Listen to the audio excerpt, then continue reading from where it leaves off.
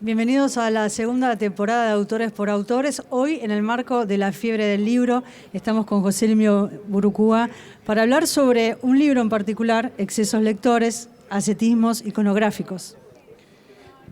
El gusto de tenerlo, de albergarlo, porque en Excesos lectores uno puede no solo trazar una biografía lectora, sino encontrarse con todos y cada uno de los grandes autores con los que usted frecuentó, tuvo contacto, las imágenes que los marcan.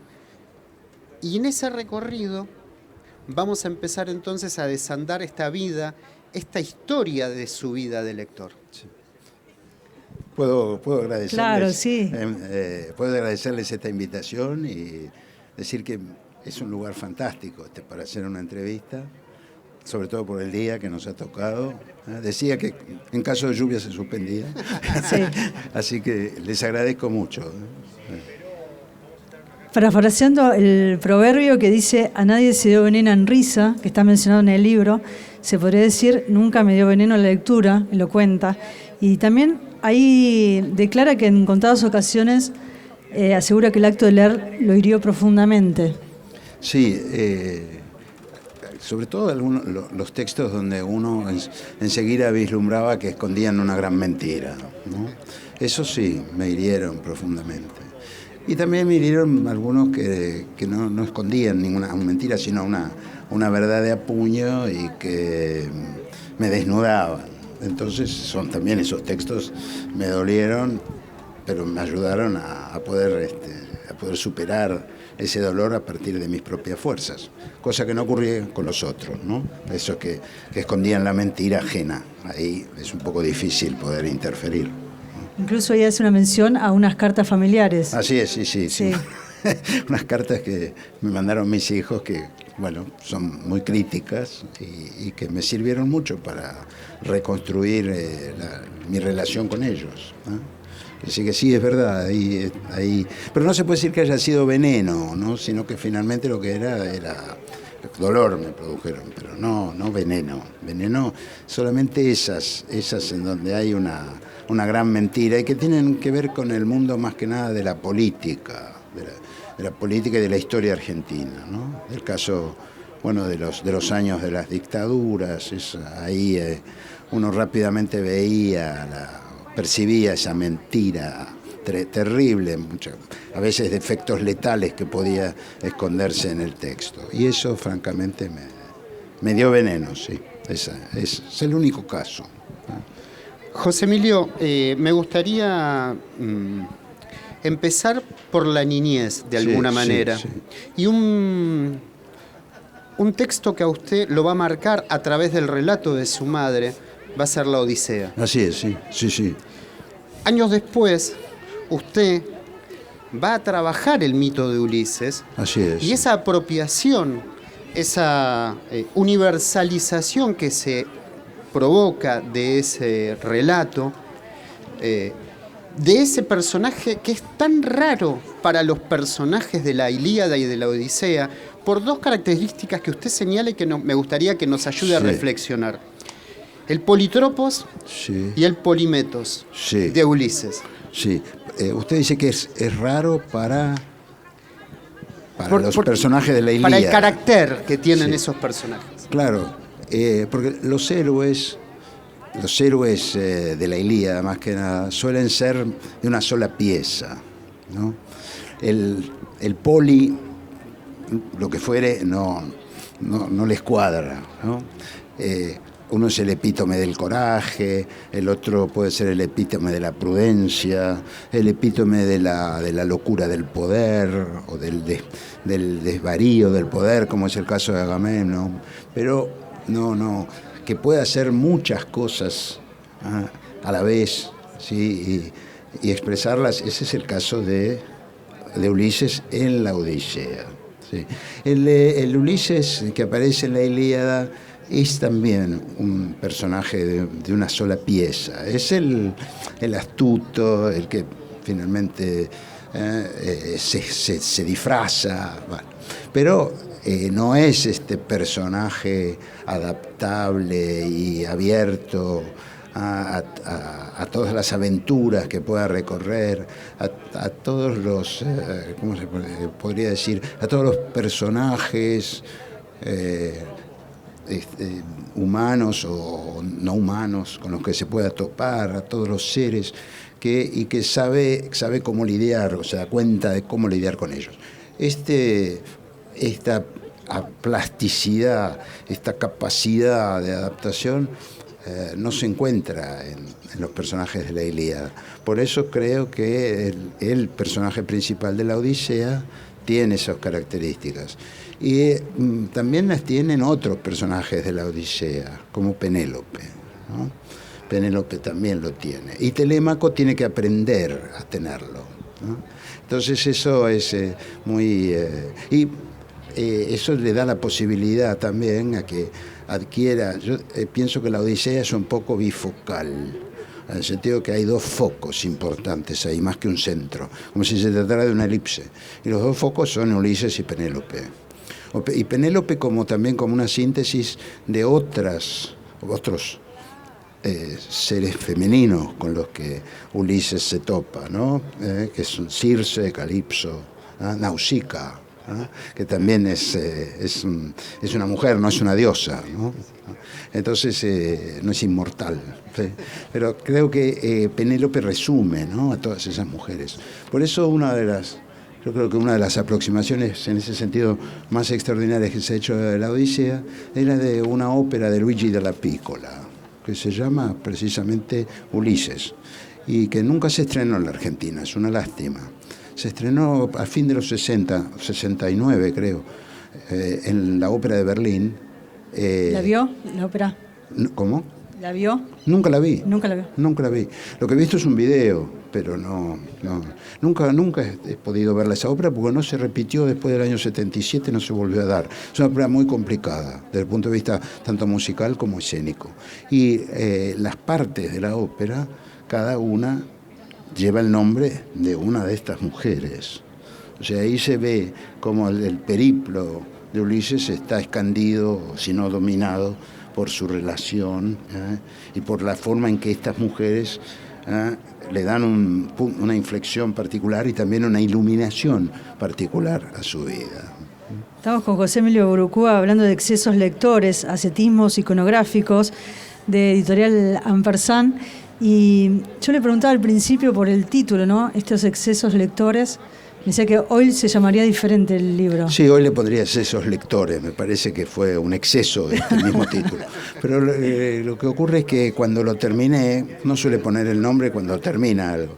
Cuando lo terminé, por esta invitación realmente que agradezco, de Graciela Baticuore, a escribir este texto que fuera una especie de biografía, de una autobiografía del lector, me di cuenta de que, a pesar de que he sido un historiador del arte, y me he sentido muy atraído y fascinado por las imágenes, en lo que podríamos llamar la formación de mí mismo, lo escrito tenía mucho más peso que lo visto, que la imagen. Entonces, por eso pienso que si cargo algo es un exceso de lecturas más que de imágenes que haya podido ver, aunque vi muchas, pero lo que ha quedado, el pozo de esas imágenes vistas, es muy inferior al precipitado de las lecturas que hice.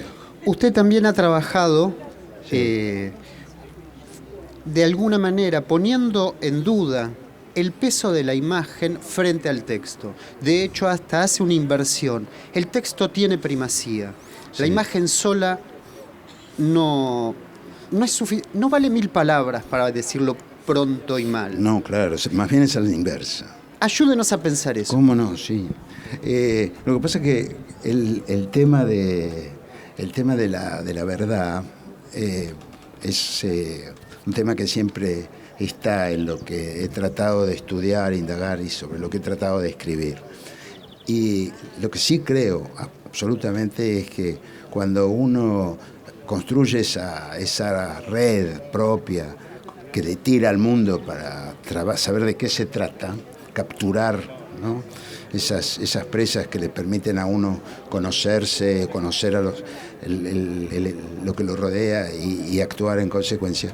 Me parece que si uno forma esa red con las imágenes, bueno, no, lo que captura es suidizo, confuso, y en todo caso puede alejarlo mucho a uno de la verdad. En cambio, con las palabras es distinto. Mire, yo les doy por eso es que creo en la supremacía de la palabra, para poder acercarse y sitiar, hasta capturar a la verdad. Esas son las palabras. Porque yo le doy un caso, que eso lo vio muy bien Magritte. Magritte, cuando pinta ese cuadro, que pinta una pipa, y dice, esto no es una pipa.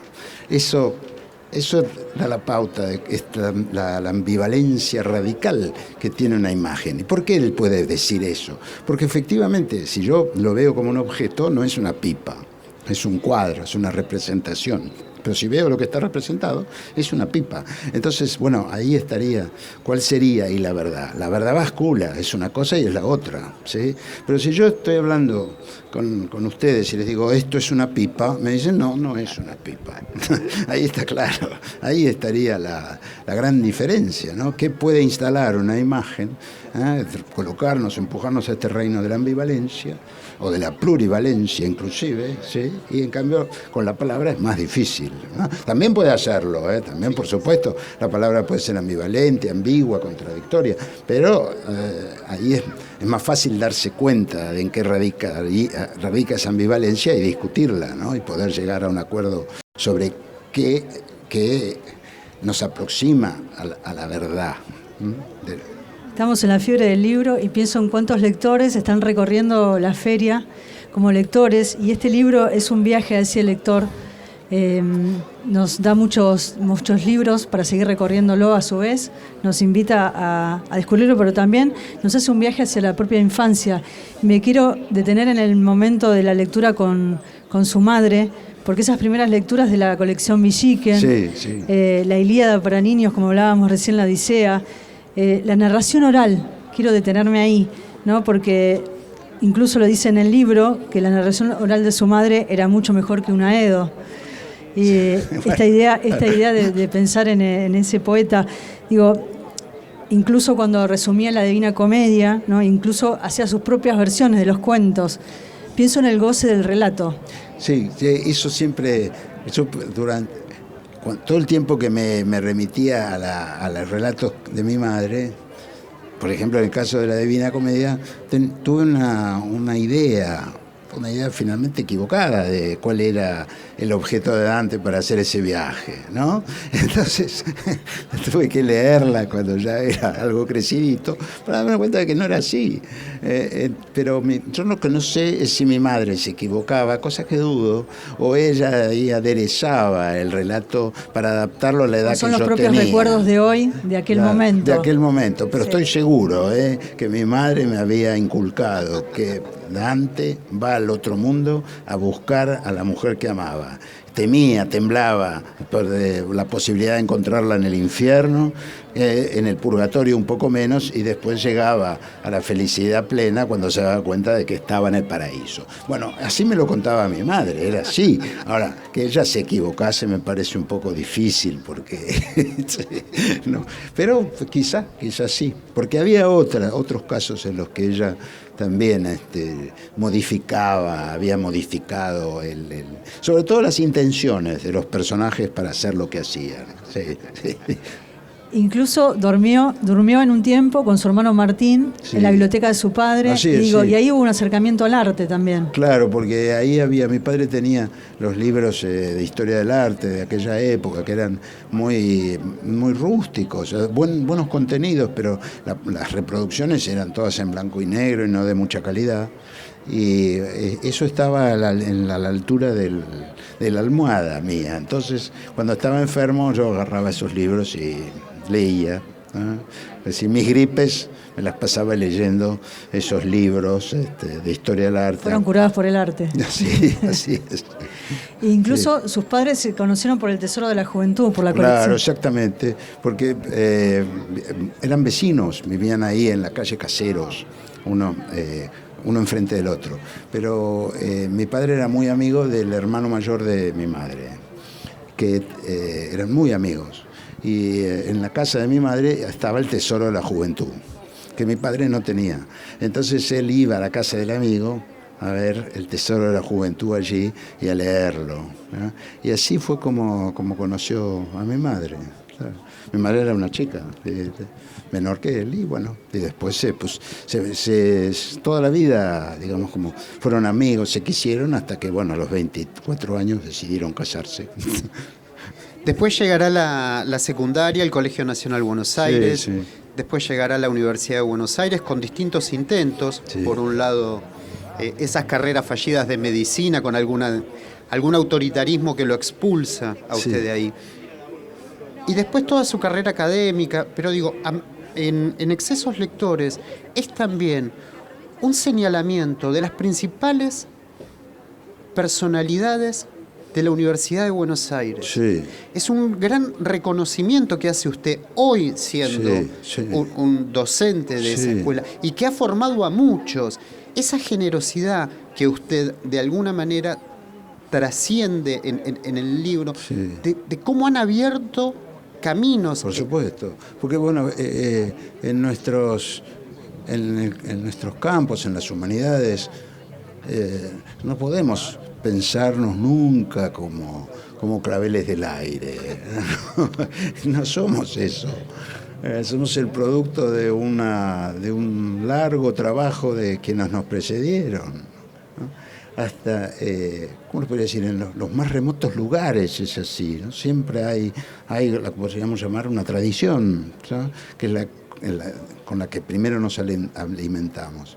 Y cuando uno analiza esa tradición, se da cuenta de las cosas estupendas que uno aprendió de los maestros. Y bueno, es lo que me pasó a mí, ¿no? Yo he tenido realmente lumbreras como profesores. Pienso sobre todo en el doctor Rosenwasser, por ejemplo. El doctor Rosenwasser fue el más grande egiptólogo argentino, que además fundó y creó una escuela de egiptología en la Argentina que todavía existe, ¿no? Hay grandes figuras, allí está Perla Fuscal, Alice Daneri, son todas personas que formó el doctor Rosenwasser. Y tener la fortuna de que ese hombre hablara delante de uno para enseñarle la historia de Egipto, la historia de la Mesopotamia, era una cosa maravillosa. Además era poco sistemático el doctor Rosenwasser, ¿no? Hoy probablemente un curso de pedagogía o de didáctica mejor hubiera sido aplazado, pero así todo era una personalidad brillante, ¿no? Y él entraba y salía de los monumentos en los que había trabajado, los que había él desenterrado, y en las inscripciones. Entonces colocaba él una inscripción, imagínense, en jeroglífico, de la dinastía 18, y traducía ahí. Uno no entendía muy poco o nada directamente. Sin embargo, había ahí esa fascinación del arqueólogo, que descubría. Bueno, él es uno. Después pienso en Héctor Esquenone. Héctor Esquenone, otro historiador del arte, era una cosa extraordinaria, todo lo que él sabía y cómo era capaz de reconocer imágenes, de reconocer detalles. Yo recuerdo una vez en que él había hablado mucho del barroco romano. Y él no conoció Roma hasta muy grande, muy adulto. Sí, entonces estaba en Roma, iba caminando y de pronto vio el perfil de una columna que estaba evidentemente en una fachada que él no veía. Y de ver el perfil dijo, uy, esa es la iglesia de Santa María del Apache por Pietro da Cortona. Y es decir, esa capacidad era una cosa sorprendente. Y ese fichero que tenía en la cabeza de imágenes y cómo lo ordenaba, eso era asombroso, pero también él tenía un método que nos transmitía sin problemas. Entonces, haber tenido a esos personajes, o a la profesora Perazo, que tenía ese entusiasmo por el arte contemporáneo, y entonces, bueno, uno entendía todo ese sucederse de los sismos en el siglo XX, y podría hablar de tantos otros, de Adolfo Rivera, ¿no?, que nos enseñó sobre el siglo XIX en la Argentina, o Ángel Castelán, un maestro bastante olvidado, que fue un hombre que tuvo su propia idea de qué habría sido el Renacimiento, e ingresó a pie firme en el gran debate sobre el concepto de Renacimiento en la época, y cosa que, digamos que era con Marcel Bataillon, él se discutía, ¿no? Con Williams, o sea que ahí hubo grandes espíritus, ¿no? Como dirían los franceses. Y desde ya era la época en que Borges era profesor de la facultad, ¿sí? Pero bueno, yo con Borges lamentablemente fui muy tonto, muy tonto, porque me dejé llevar por algunas opiniones que había acerca de que era un reaccionario y ese tipo. Creo que tendría que ver, ¿no?, eso para poder... Y sin embargo sus clases de literatura inglesa eran una cosa fascinante también. Pero bueno, yo eso me la perdí. Lo que no se perdió fue el cine. Y hablamos de la palabra y de la imagen. Y el cine también, esa imagen contribuyó a su obra. Sí. Pienso en lo que significó, digo, por acá lo tenía anotado, digo, esta relación entre el cine y la literatura. Sí. Dice, no sé cuándo aprendí a leer y su madre le enseñó con el libro UPA, por ahí cuenta, sí. Pero el cine tuvo como un impacto mayor. Así fue, sí. ¿No? Sí. Más intenso que la lectura. Sí, porque ahí, es decir, en el cine fue donde yo tuve la primera experiencia de lectura plena, de lectura comprensiva, porque... ¿Llegaba a leer todos los subtítulos de la película? Bueno, cuando pude hacerlo, sí, entendí toda la película, y eso para mí fue una revelación. Dije, el mundo es mío. Sí, porque siempre era chico, mis padres eran fanáticos del cine. ¿Iban 3 o 4 veces por semana? Por semana al cine, sí. Y viajábamos a los barrios más alejados de nuestra casa para poder ir a... Nosotros vivíamos en Almagro, y está en el centro de la ciudad. Entonces íbamos a todos los cines de los barrios, según la película que daban, alguna que ellos hubieran perdido o que quisieran volver a ver, allá íbamos. Y claro, a mí solo me gustaban las películas de Tarzán. Lo engañaban que iban a ver, claro, siempre esa película. Me decían, no, vas a venir a ver a Tarzán en la ciudad, Tarzán enamorado. Y yo, pero a mí no me gusta Tarzán enamorado, yo quiero ver Tarzán en la selva. Bueno, y ahí me llevaban. Pero una vez, finalmente, mi padre me llevó a ver La Hora Señalada, ¿sí? Y yo leí y entendí todo. Y me pareció extraordinaria la película. La película me dejó turulo, como decíamos en esa época. Pero ahí ya mi padre dijo, bueno, se acabó, vas a tener que ir por tu cuenta al cine, o cuando te llevemos nosotros te tendremos que decir bien de qué se trata. Tarzán se terminó. Y efectivamente ahí perdí mi entusiasmo por Tarzán, porque empecé a poder leerla. Pero para eso para mí fue como una llave maestra, me abrió un mundo. Una de la época de las minas del rey Salomón, también fue otra película que me fascinó, con Stewart Granger y Deborah Kerr, una cosa maravillosa. Pues me llevó a todas las grandes novelas del África del siglo XIX, ¿no? De Rutger Hauer, Alan Quatermain, las minas del rey Salomón, y bueno, todos esos grandes ciclos de relatos sobre el África, ¿no? Fascinación que me ha quedado hasta hoy, por el África. Bueno, el África aparece ahí. Y tengo grandes amigos africanos hoy, por suerte, que siempre me permiten ir a visitarlos. En este viaje por el cine, digo, las relaciones entre la literatura leída y la literatura vista en el cine.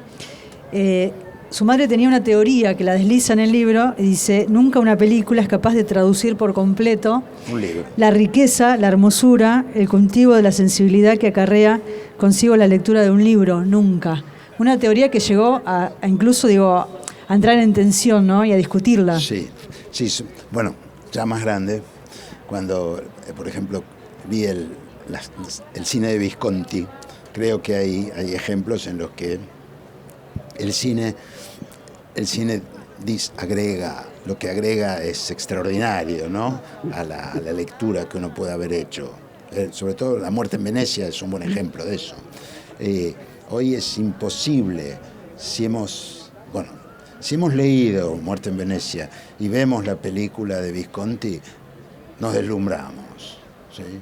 No la podemos considerar meramente subordinada a... Y si vemos primero la película y después leemos, realmente es un complejo inescindible y de una riqueza que uno no podría, a la que no podría llegar nunca con solo el libro o solo la película. De manera que ahí son esas experiencias las que me llevaron a pensar que bueno, lo que decía mi madre, podría ser algo generalmente verdadero, pero que había casos excepcionales y fantásticos, ¿no? Sí, incluso habla de Kubrick, y Sí. ahí pensamos en Odisea del Espacio, digo, uno de los cineastas más influyentes del siglo XX. Claro, ahí tiene otro caso, ¿no? El relato de Clark no me impresionó lo que pudo impresionarme la película, ¿no? Sí, había leído primero Clark, había leído mucha ciencia ficción tiempo antes. Quizá no entendí bien cuando leí, él era un adolescente y no llegué a entender bien qué había detrás del relato de Clark. Pero la película de Kubrick me resultó reveladora, ¿no? No se me ocurrió nunca volver a leer Clark después de haber visto la película. Quizá ahí podría sí, rearmar el tejido, ¿no? Sí. Quizá. Ahora voy a ir a ver Ad Astra, que pareciera ser también con una... Me va a permitir revisitar el 2001 de Kubrick. Voy a otra parte Sí. de este derrotero de lectura, Sí. y uno de los lugares, si uno piensa en lectura, que uno va a encontrarse es una biblioteca. Sí. Un episodio que me llamó mucho la atención fue el de la Biblioteca de Filosofía y Letras. Sí, sí. El periodo de mi servicio civil a la República tuvo una ventaja inaudita, dice José Emilio. Sí. Él se tuvo que encargar de lo que era la mudanza de esa biblioteca. Sí. Y allí encontró ciertos tesoros, dice. De Echeverría Piglia, Inquisiciones inhallables y negadas por Borges. Sí. ¿Cómo fue ese periodo de estar con los libros? Porque es el sueño de cada lector, Sí, sí. tener todos los libros Fueron a su disposición. prácticamente 4 años en donde yo estuve encargado de eso. Y el decano, que fue Luis Llanes, una extraordinaria gestión que se hizo ahí, realmente un momento de gran brillo político e intelectual de la facultad por Llanes. Y bueno, Llanes me encomendó eso y traté de hacer ese trabajo lo mejor posible. Tuve la colaboración de toda la gente de la biblioteca. Ya la directora antigua, la que yo había conocido, bueno, la primera directora, el primer director que yo conocí cuando fuera estudiante era nada menos que Augusto Raúl Cortázar, ¿no? Después estuvo Pepita Sabor, que también fue una bibliófila y, podríamos decir, teórica de la biblioteca y del libro única en la Argentina, ¿no? Que escribió ese texto extraordinario sobre Pedro de Angelis y toda la bibliografía de Angelis, ¿no? Que le dio una nueva dimensión a este personaje muchas veces atacado, ¿no? Por su proximidad al rosismo, pero fue realmente una persona fantástica, y todas las cosas que ella hizo comprar en aquella época, eran los años 60, y gracias a ella se compró el catálogo de la Biblioteca del Congreso de Washington, de la Biblioteca Británica, de la Biblioteca Nacional de París. Están ahí todavía, ¿no? Entonces son realmente instrumentos aún hoy, aunque mucho de eso está online, ahí el poder recurrir a los papeles es una cosa fantástica. También el catálogo de la Biblioteca de Warburg está ahí. Y después, bueno, todos los textos sobre bibliofilia y análisis bibliográfico que ella reunió en la parte de referencia de la biblioteca, ¿no? Siguiendo en ese sentido el empuje que le había dado Augusto Raúl Cortázar a partir del 56. Así que eso, y después estuvo la señora de Kurokawa, que fue una gran directora y que organizó muy bien la cuestión de la reserva de los textos raros que había en la biblioteca. Y eso fue lo que hubo que mudar. Así que yo traté de organizar lo mejor posible, minuciosa y lentamente, ese traslado que duró 6 meses. Hubo 6 meses, hubo muchas protestas, porque claro, la biblioteca estuvo cerrada 6 meses. Había una atención con cuentagotas, pero no se perdió un solo libro. No solamente eso, permitió reordenarla de una forma que, de haberse quedado donde estaba, nunca se hubiera producido, ¿no? Entonces, ahí fue donde aparecieron estas cosas, como las Inquisiciones de Borges, y después, bueno, el Finnegans Wake, la primera edición de Finnegans Wake, que claro, yo no sabía quién era en esa época este muchacho. Ahora es un periodista conspicuo, pero era Pablo Llanera. Pablo Llanera era un muchacho, ¿sí? Y él pide Finnegans Wake para llevárselo a la casa en préstamo y le dan el único que había en la biblioteca. Y resultó ser la primera edición de Nueva York de 1939 con una dedicatoria que decía: para Giorgi, con afecto. Bueno, Giorgi era Jorge Luis Borges y había una cantidad de notas en la portada del libro, con la letrita esa que tenía Borges, ¿no? Haciendo referencia a varias páginas y donde aparecían palabras inventadas por Joyce, ¿sí?, que Borges acogía con entusiasmo, y algunas de ellas dieron lugar a algunos nombres de los propios cuentos y ficciones borgianas. Así que era un documento extraordinario. Y Pablo Llanera lo descubrió. Fue gracias a eso que aún se pudo además sacar de la parte general de la biblioteca, y hoy está entre los grandes tesoros, ¿no?, de la biblioteca de la facultad. ¿Sí? Como eso tantas, bueno, el Inquisiciones, ¿no?, la primera edición de Borges, y después en otra ocasión, por casualidad, absoluta casualidad, cayó, no sé de dónde cayó, pero se cayó al piso, y yo lo rescaté, un boceto de Delacroix, que está confirmado que es Delacroix, pero es el boceto de una adoración de los pastores, más o menos tiene este tamaño, y está firmado ED, y atrás dice ED es Eugène Delacroix, firmado Schiaffino. O sea, Eduardo Schiaffino había reconocido ya ahí el cuadro, que se trataba de un bocetito de Delacroix. Eso se restauró en ese momento y bueno, está encuadrado, está en la oficina de la decana en este momento de Filosofía y Letras. Así que, bueno, eso fue sí, y eso era, no debo decir que todos los días, pero una vez por semana había un deslumbramiento parecido. Sí, es una cosa fantástica. O la biblioteca Machado Muret, que es la biblioteca árabe más importante de América del Sur, que son 7.000 volúmenes en árabe. Bueno, yo lo que podía hacer era limitarme a llorar allí encima de eso, porque no sé el árabe, pero están todos los clásicos de la literatura árabe, desde el Corán y los primeros comentarios del Corán, hasta los poetas árabes y persas del siglo XIX y XX.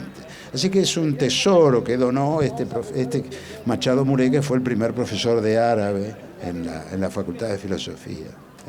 O la biblioteca de Epstein, por ejemplo, de Ernesto Epstein, que tiene una cantidad de partituras impresionante, que no sé si, por ejemplo, las partituras de ópera que hay allí, si las tiene la biblioteca del Teatro Colón. Me parece que no. Está todo allí, ¿no? Fantástico. Y a disposición del alumno y del lector común que va a la biblioteca. Un apasionado de las bibliotecas. Sí. Y Borges nos ha dejado también muchas señales en nuestra propia Biblioteca Nacional. Así es. En manuscritos que han aparecido en muchos de los libros que se pedían para la consulta, aparecía la letra de Borges con algunos textos, y se edita Borges Libros y Lecturas. Exactamente. Que hacen dos investigadores. Volviendo al tema del arte, cuando estaba en esa biblioteca de su padre, quiero ir a un cuadro y... Por entonces usted dice que no se permitía apartar los ojos de la obra El beso de Judas, sí, pintado por Giotto en la capilla de los Scrovegni, y que lo había conmovido la forma en que Judas y Jesús se miran frente a frente, nada menos que el bien y el mal, ¿no? Esta imagen que forma parte del libro. Sí, y es el momento en que Judas le da el beso, ¿no? Entonces está poniendo la boca como para dar un beso. Y lo paradójico es, bueno, que el hecho de representar a este hombre dando un beso, ese gesto lo transforma, le da un, ¿cómo podría decir?, un giro brutal y animalesco a su cara, que inmediatamente entra en colisión con la cara límpida y proporcionada de Cristo, ¿no? Entonces esa es la manera de mostrar este enfrentamiento del bien y el mal por medios exclusivamente plásticos y visuales. Eso me parece. Ahora me doy cuenta de que eso era lo que me atraía. Por supuesto que en aquel momento no podía yo hacer ese análisis, pero había ese choque emocional, sí lo podía percibir, y por eso me por eso perturbaba, está incluido, y por eso está incluido, sí, exactamente. Hoy, allí creo que he puesto el adjetivo animalesco para referirme al gesto de... Hoy no lo podría hacer eso, porque después de este libro empezó toda una nueva etapa de mi inquietud histórica, que es la de la historia de los animales. Entonces hoy no podría jamás decir eso, pues tengo una cantidad nueva de lecturas nuevas, sí, que me llevan a admirar el mundo de los animales, ¿no? Me quedé pensando en este vínculo tan intenso con su madre a través de los libros, la lectura, la literatura. Sí. Y esta idea también de pensar que no hay persona que hable y lea el castellano que no conozca el Quijote. Eso lo decía mi madre. Sí, digo, en esta idea de ir por la vida, en este encuentro, por ejemplo, por Santa Fe, encontrarse con situaciones, no sé, de lluvia, de paisaje, y pensar que esa persona tal vez que estaba caminando o que estaba comprando algo, hablaba castellano y había leído el Quijote. Claro, eso fue con mi hermano. Me acuerdo que estábamos en un tren, ¿sí?, entre Santa Fe y Rosario, ¿sí?, y llovía. Había una señora que trataba de pasar por una calle inundada. Entonces mi hermano, no sé por qué le sonaba eso en la cabeza, decía: ¿vos creés que, como dice mamá, esa señora leyó el Quijote? Y yo decía: mirá, no sé, pero sí, digo, creo que mamá tiene razón, prácticamente todos los que han ido a la escuela han leído el Quijote. Me dice: ¿pero vos creés que conocerá la historia del clavijero? Le digo: no, del clavileño. Le digo: no, mirá, no sé si conocerá la historia del clavileño, porque ya está en la última parte del Quijote, pero la de los molinos de viento seguro. Y ahí quedó conforme. Sí. No puedo dejar de mencionar... así como hablaba de la generosidad en marcar ciertos profesores que lo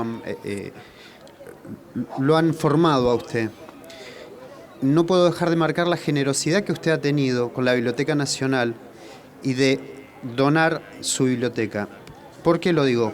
Es tan importante que esos papeles que son tesoros queden al servicio de nuevos caminos, de nuevos excesos lectores, si se quiere, que no podía dejar de mencionarlo, y paso rápido para no incomodarlo más, pero le quiero agradecer en nombre de todos de tener aquí su biblioteca. Y ahora le pregunto por un retrato que a usted le ha llamado mucho la atención, y que es el retrato de Juan de Garay. ¿Puede ser? Sí. ¿Hay una imagen de Juan de Garay que usted trabajó mucho? Sí. Es una imagen de Juan de Garay que está en el Museo de la Iglesia de San Francisco en la ciudad de Santa Fe. Sí, porque es un retrato atribuido o sea, se dice que es un retrato de Juan de Garay hecho en el siglo XVII, probablemente por un artista que habría visto a Juan de Garay vivo. Pero se discute muchísimo sobre eso. Incluso no hay consenso sobre la fecha del cuadro, a pesar de que se hicieron estudios químicos. Vi cómo usted tenía los informes, porque hice trampa. Claro. Me fui a mirar los archivos hace un tiempo. Se fue a mirar me sorprendió todos la caja. Es absolutamente asombroso. Sí, pero así todo no sabemos qué pasa. Porque usted sabe que cuando se hacen ese tipo de análisis, hay fechas absolutas, ¿no? Supóngase, si hay un azul de Prusia, eso no puede haber sido hecho antes de 1720, porque el azul de Prusia se descubre como es el primer color sintético de síntesis química. Es en 1709. Empiezan a usarlo los pintores en el 20, ¿sí? Y en los 30 se extiende y empieza a reemplazar al añil, al índigo. Bueno, se convierte en la gran estrella, porque los azules siempre fueron un problema para la pintura europea, ¿sí? La cuestión es que nosotros buscábamos alguna de estas fechas absolutas en el cuadro de Garay y no se puede, porque hay blanco de plomo. El blanco de plomo se usó hasta 1830, de manera que no nos dice nada eso. El amarillo es oropimente, no hay amarillo de cadmio. El oropimente se usó hasta más o menos la misma época. Los azules que hay son índigos, que se usaron antes y se siguieron usando después. Es decir, que no hay forma de poder fechar eso ni aproximadamente, de poder decir, bueno, no, esto no puede haber sido pintado por nadie que haya conocido a Garay porque esto es del 18 seguro. No hay forma. Entonces hay un gran misterio sobre eso. La radiografía no arroja nada, ¿no? Tampoco otros métodos como la difracción de rayos X, nada. No hay manera, ¿no? Entonces siempre queda esa incógnita. Buscamos en las fuentes escritas, los inventarios del convento, y no hay referencias. La primera referencia escrita a ese cuadro ya es del siglo XIX. Entonces, bueno, ahí estamos. Pero claro, ha sido una búsqueda apasionante de todas maneras, pero sin resultados. Le voy a hacer la última pregunta y lo vamos a invitar muy pronto a José Emilio Burucó a formar parte del ciclo Autores por Autores que hacemos con Gastón Francese aquí en la Biblioteca Nacional, que lo pueden ver en el canal de YouTube de la biblioteca. Y hablábamos al comienzo de la lectura que nunca le dio veneno, comentábamos, hacíamos una referencia a eso, pero también quería hacer una referencia a la literatura francesa, esta profesora de francés que después se reencontró en Famatina. Así es, sí. Que es una historia muy emotiva que forma parte del libro, y dice: la lectura nunca me dio veneno, sino plenitud enaltecida. Sí. Bueno, yo había tenido una profesora en la Alianza Francesa extraordinaria, que nos había iniciado, éramos todos adolescentes, los chicos que íbamos a los cursos de las 3, las 4 de la tarde, éramos todos del secundario, y ella nos inició en la literatura francesa, ¿no? Ella misma era una personalidad exquisita y escribía poesía y nos alentaba a escribir poesía en francés. Yo escribía unas cosas atroces, pero bueno, era la primera experiencia con esta queridísima. Además era una persona de una gran belleza y entonces varios de nosotros estábamos locamente enamorados de la profesora, ¿sí? Y pasaron los años.